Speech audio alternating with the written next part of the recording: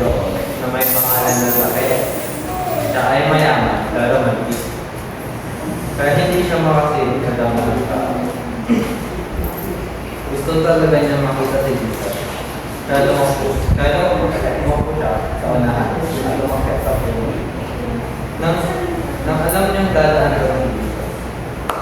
Nung makarating si Jesus sa puno, tumingin siya. Tumingin kay Zacchaeus at sinabi, Zacchaeus, bumaba ka kayo. Kailangan kong tumingin sa bahay natin. Alam niyo ba kung bakit gusto pumunta si Jesus sa bahay ni Zacchaeus? Kahit na alam na mga sinabi niya.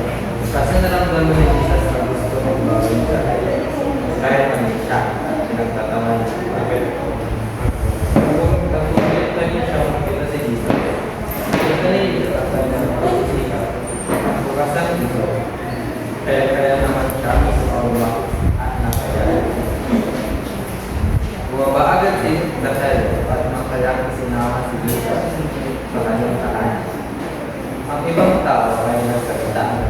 Bakit na pupunta si Jesus sa bahay ng mga kasalanan? Pero tumayo si Zacchaeus, sinabi kay Jesus, ibibigay ko ang kalahati ng aking yaman sa mga mahihirap.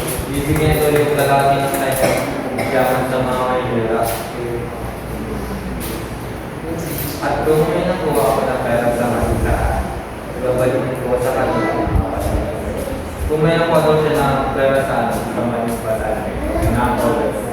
babalikin daw kay Jesus ng $400 sa mga mahihirap. Tapos sinabi ni Jesus, dumating na daw yung sale sa bahay ng Zacchaeus.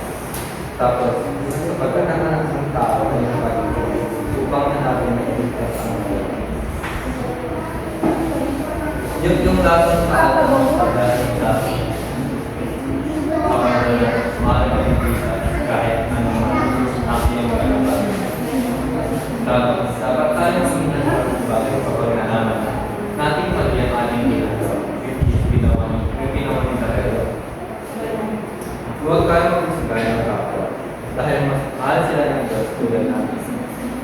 Ang tunay na pag-isip ay nasa paggawa.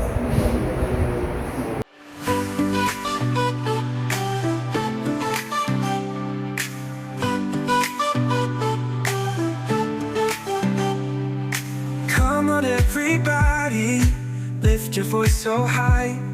Sing it loud and clearly, praise Him to the sky. Jesus is our hero, He loves us every